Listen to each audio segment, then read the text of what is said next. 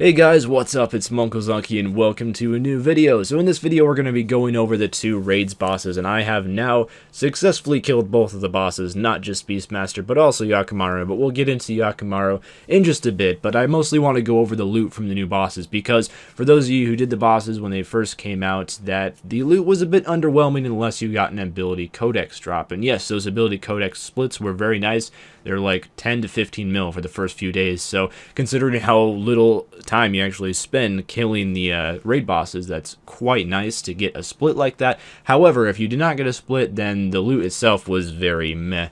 But that has now been changed, and now the raid bosses, whether you get a drop or not, are very rewarding and very worth the time spent killing them, which is awesome to see because you can only loot them once every 48 hours, and you definitely want to make that one time that you're able to loot the boss really worth your while if you only get to do it a limited number of times. So in this video I have 3 Durzag loots and 1 Yakamaru loot, and all of these 3 Durzag loots are post the update. I also looted Durzag once pre the update, which was in my first Durzag video, but of course that was only like 300k, and considering that it takes a solid 10 minutes in the arena to kill the boss, including the time spent gearing up and checking the loot after the boss is dead, you know, 300k isn't that much money. But now that has been changed, and now it's worth significantly more money, and it's definitely worth your while to go kill the Beastmaster every time, even as the ability codexes continue to drop in price, because the regular drops are pretty good. And one thing I really wanted to do is I wanted to kill Yakamaru to be able to show off a little bit of what the boss is like, as well as show you guys some loot, and I finally got that done yesterday. It took me a while to get around to doing this boss.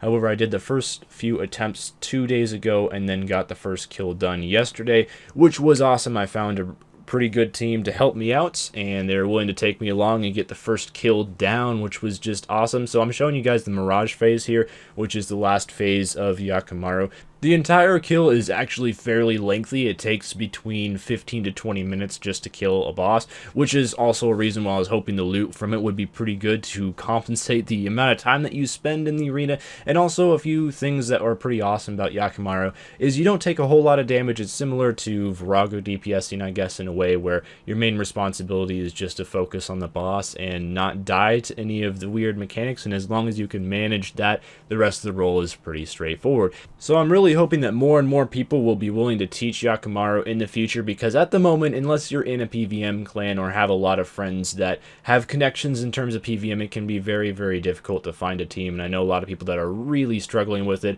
So take that as an incentive to teach your friends how to Yakamaru, and then you'll have them to go with in the future when you need them in return.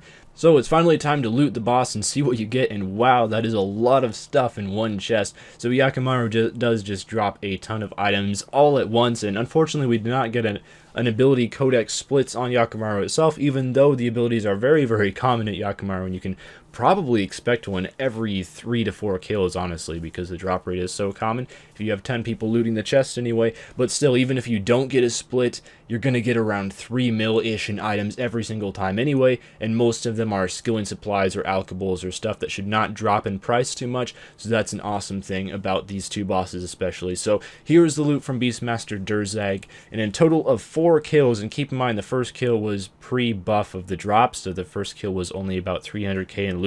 So we essentially got 13.1 mil in 3 Durzag kills, which is a lot considering, again, those Durzag kills only take maybe 10 minutes total spent in the arena. It's really a short amount of time for that really juicy amount of loot that you get there. And then we have the Yakamaru price check as well, and it comes to a total of 3.3 mil for Yakamaru, so very good. It definitely pays for all the brews and weapon charges and all that. Even with the failed attempts, I still ended up profiting with Yakamaru, which is why this boss is something that you should definitely do. So anyway, thank you guys for watching. I will see you guys tomorrow with a new video. We're going to try to do 3 videos in 3 days in a row again. We'll see how that goes. But anyway, thank you guys for watching. I'll see you next time, and farewell.